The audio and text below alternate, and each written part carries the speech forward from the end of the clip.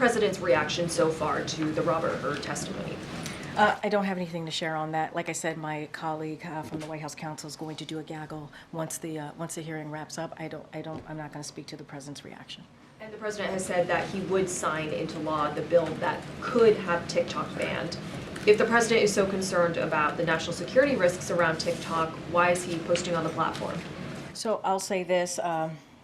Jake Sullivan, our national security advisor, just spoke to the more broadly why this bill is important, why we welcome this bill. Obviously, it's going to the process, and we're offering technical support. So I'll just leave that piece there. As it relates to the campaign, I would have to, and their strategy as it relates to TikTok, I'm just going to leave it to them. So there are a lot of people and businesses that rely on TikTok for their financial livelihood. What is the White House's message to those folks if TikTok were to be banned, which is a possibility? Our national security advisor laid out in a very, very clear terms why this bill is important about ownership, if it's about ownership here in this country or elsewhere, in particular China, right? He spoke about that. Where do we want that ownership? Where do we want that data of Americans to be? Here or in China? Like, that is basically what the national security advisor laid out.